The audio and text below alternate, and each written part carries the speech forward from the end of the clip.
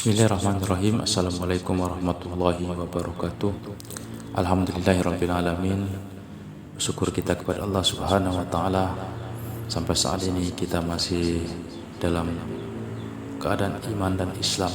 Selawat beriring salam semoga selalu tercurahkan kepada junjungan kita Nabi besar Muhammad sallallahu alaihi wasallam. Sahabat muslim sekalian, pada kesempatan ini bertemu lagi bersama saya melalui channel Meluruskan Doktrin.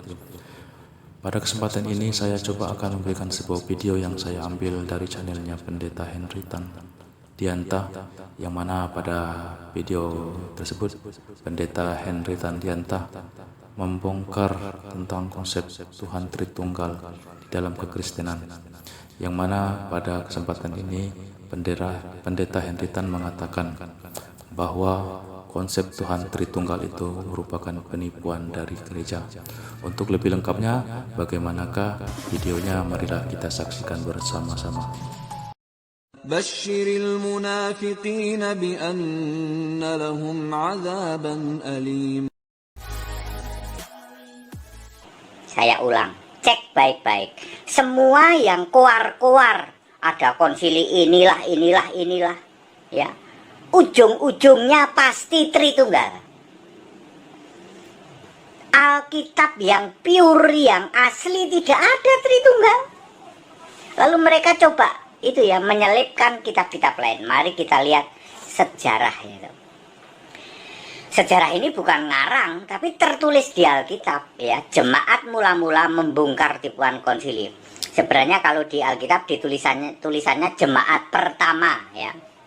Cara hidup jemaat yang pertama, tapi kadang-kadang lebih populer jemaat mula-mula gitu ya. Ya nggak apa-apa. Saya memakai istilah jemaat mula-mula saja supaya kan udah populer di kekristenan. Kisah pasal 2. Kisah pasal 2 ayat 42.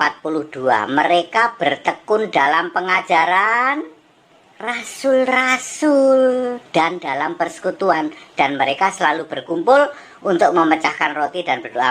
Maksudnya makannya bareng-bareng rame-rame ya. Ayat 43, maka ketakutanlah mereka semua, sedang rasul-rasul itu mengadakan banyak mujizat. Ayat 47, mereka disukai semua orang, Tuhan yang menambah jumlah mereka, orang-orang yang diselamatkan. Jadi jemaat pertama atau jemaat mula-mula itu bertekun dalam pengajaran rasul-rasul. Ini masih berlangsung ketika rasul masih hidup. Jadi begini, misalnya Petrus di Yerusalem ya toh, jemaat mula-mula. Ya sudah, mereka pengajarannya rasul Petrus. Kira-kira jemaatnya Petrus Yerusalem sudah tahu belum bahwa ada Yohanes, ada Paulus di Korintus misalnya, atau di Efesus? Nggak tahu. Mereka taunya pengajaran rasul-rasul ya, pengajarannya Petrus doang ya.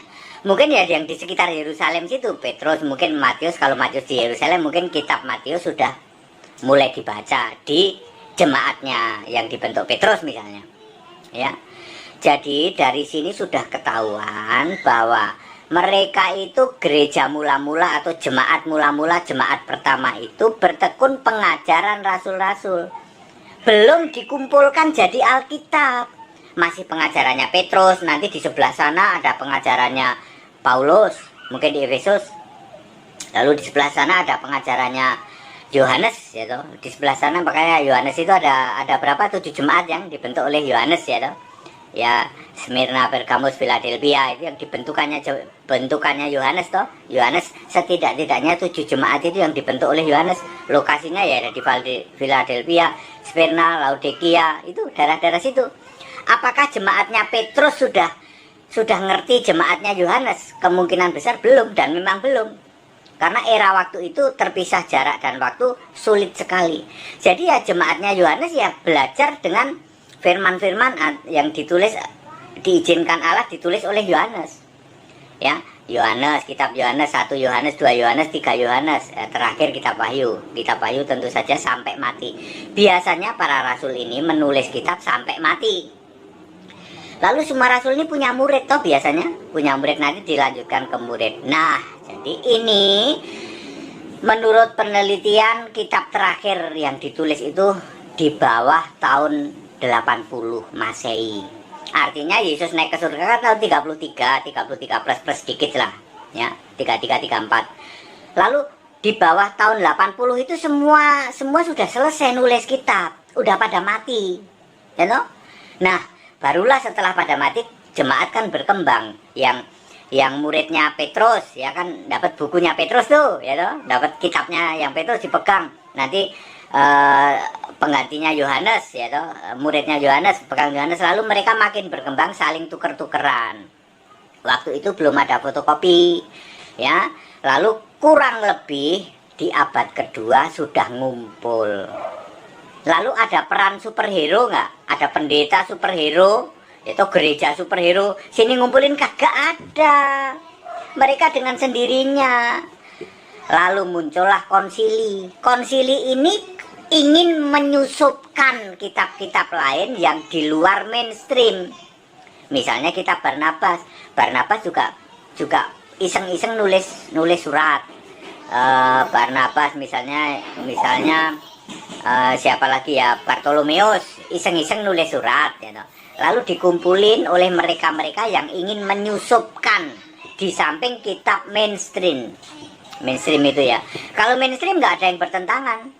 Lalu disusupkanlah namanya kitab-kitab lain yang sering disebut menjadi deuterokanonika. Bahkan kitab-kitab perjanjian lama pun disusupkan lagi, disusupi lagi.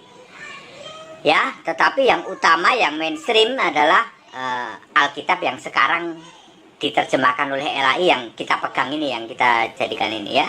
Sekarang dibongkar, konsili itu cuman akal-akalannya Tritunggal. Catat baik-baik, semua pendukung konsili pasti Tritunggal. Ya, kalau kami, apa yang tertulis di Alkitab? Ya, Alkitab jelas kok. Perjanjian lama saja, Yesus ingin membaca Alkitab, Lukas 4 ayat 16. Tapi dikasih kitab Yesaya. Artinya Alkitab itu kumpulan banyak kitab. Masih terpisah-pisah, belum dijadiin satu. Itu zaman Yesus.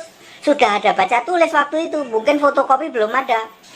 Penjilitan buku mungkin sudah bisa, tapi pakai tali atau pakai apa begitu, ya, sehingga ada kitab Yesaya. Nanti ada lagi, pasti lembarannya tebel dong, karena mungkin pakai kulit binatang atau pakai. Jadi satu kitab kita bisa bayangkan, kitab Yesaya saja berapa pasal tuh Yesaya itu, pasti tebel itu. Tidak mungkin digabung Yesaya. Nah, setelah era maju, kertas kan tipis. Lalu Alkitab cuman tebelnya segini. Makin maju lagi, Alkitab cuman segini pakai USB. Bahkan makin maju lagi, Alkitab sudah masuk di dalam Android. Anda nggak usah capek-capek, ya. Tetapi yang semua dijaga firmannya ini oleh Allah dijaga adalah yang mainstream. Konsili adalah berusaha menyusupkan yang namanya kitab-kitab liar, ya, bukan mainstream. Kalau Anda baca kitab-kitab itu nyimpang semua. Makanya ada penyembahan Maria, ada doa yang pakai tasbih, itu ada di kitab-kitab yang menyimpang itu. Ada Tritunggal, ada Bapa, Anak, Roh Kudus, itu Allah tiga manifestasi, ya loh. Itu semua ada di mana? Ada di kitab-kitab yang kitab abal-abal itu, ya, yang ditolak oleh mainstream, gitu. Lalu mereka mencoba ya, jahat sekali ya, mereka yang memunculkan konsili ini jahat sekali ya.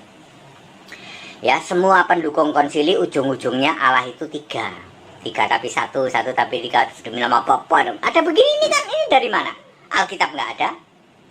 Bagaimana mereka bisa menyelewengkan? Rasul-rasul aja nggak ada yang doa Bapa kami, kok sekarang ada? Sejak abad ketiga, bagaimana mungkin? Karena mereka selewengkan. Tokoh-tokohnya ya Anus Tertulli, Martin Luther, nanti John Calvin, gitu. Ya, itu ya.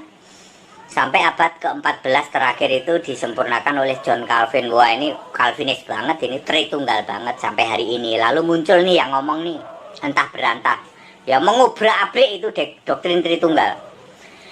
Kembali ke mainstream, kembali ke Alkitab, ternyata benar semua, Alkitabnya benar semua. Ini orang pendeta entah berantah Henry Tandianta ini bongkar semua, termasuk konsili pun dibongkar. Konsili ternyata tipuan, akal-akalan ya Pak, akal-akalannya Tritunggal. Tidak ada itu. Anda punya wewenang apa? Saya mau kasih tahu. Ya, Allah itu menjaga firman-Nya. Tidak mungkin ada terus, Yuk kita sini ngumpul. Ini kitab ini masuk Alkitab, yang ini enggak. Apa wewenangmu? Rasul-rasul aja nggak kayak gitu. Rasul dulu menulis dipegang, Paulus pegang, gitu. Nanti lama-lama mereka ketemu, namanya juga perkembangan makin hari makin ini, mereka ketemu sama-sama Kristen toh. Ya, Petrus, jemaatnya Petrus ketemu jemaatnya Yohanes, ketemu langsung bawa kitab masing-masing gitu.